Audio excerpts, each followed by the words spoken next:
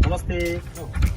First of all, I want to say thank you to the great person Geseta Sidorde Dai who lives in New York City, because he has arranged all these things for the students.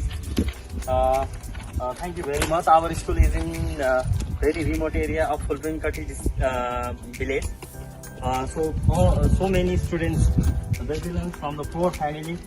Their fathers and mothers could not afford pen, pencils, copy, and shoes. That is why our great person Geseta Sidorde Dai, through Geseta Sidorde Dai, he has arranged everything. Thank you very much. And I must say thank you very much to the great person who is daughter of Noam Choten and Dicky Bomo Choten from New York City, who has sponsored $300 to our students.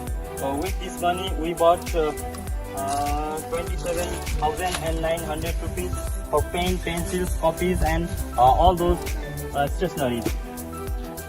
And we bought apple of rupees 8,400 rupees, and we bought 4,500 rupees for biscuits. For biscuit, we spent 4,500 rupees for the students. We all say thank you very much. You have a kind heart, and we wish your long life, prosperous life, and bright future in the future. And we hope this kind of help in the future too. Thank you very much. Thank you very much.